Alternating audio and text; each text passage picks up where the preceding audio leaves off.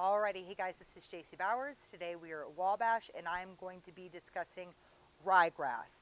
Now, before I get into the two different types of ryegrass that I have, let's go over a few things. And the first thing I want to go over is the more that I garden, the more I learn, the more I experiment, the more that I realize that there isn't just one solution for all. People like different things.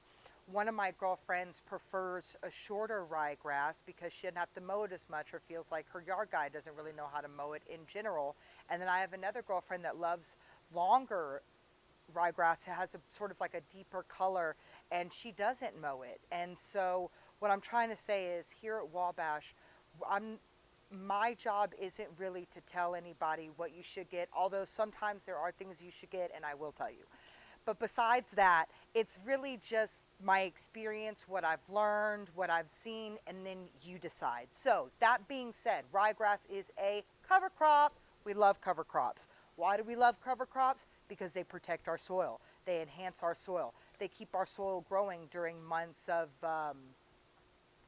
weird temperatures, you know what I mean? And God knows that right now, Houston, we're having the weirdest temperatures right now. It's just starting to get a little cooler. So, with that being said, some people argue that ryegrass needs a lot of nitrogen. One of my girlfriends was saying how she uses her ryegrass with the MicroLife hybrid, which is like a 2000. I don't like numbers that high, but it could be really beneficial. So, what are we going to do in those spaces where we want to put ryegrass? The first thing is, if we have those areas that are kind of bare or kind of yellow or looking like this is really where we want to have our ryegrass seed, we want to kind of shake that area up a little bit. Only because when we scatter our seeds, we want there to be little crevices and things like that. We don't want it to just be totally straight because then it's all going to run off and none of your seed is going to stay. And if your seed doesn't stay, then it can't start, creating new root structures and helping with erosion and all that good stuff. So the first thing that we're going to discuss is the ryegrass that I have that is longer. It's the Overseeding Eagle Blend, I believe, Elbon rye. But this is our ryegrass that is longer. It's going to be that deep green. Some people, like I said, really, really like it. And some people will argue that it actually does more for the biodiversity in the garden than others. Then I have the hybrid. This is the SOS 400 hybrid.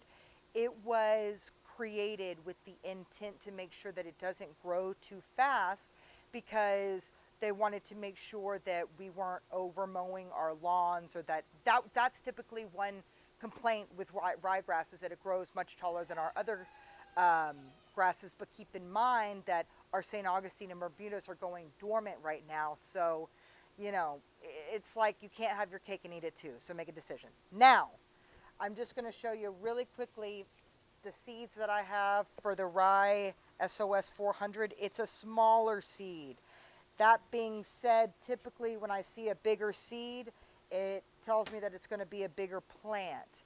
And so yes, we want to keep in mind that it is really, it's so beautiful, right? And it's lovely ryegrass, but really what is it doing for our soil? And it does a lot. It really, really does. It helps to increase our microbial population. It adds more organic matter to the soil. It helps take in a lot of nitrogen.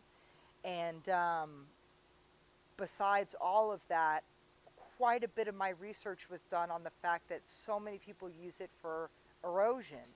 Erosion means that we don't have all this runoff, that it's able to hold structure and hold the soil and just take that in and grow, as opposed to like dying off or just letting it kind of fall to the side. So definitely get with us about what kind of ryegrass, what are you hoping to get out of this? And because we know a lot of stuff here. And come on by and stop by and plant on.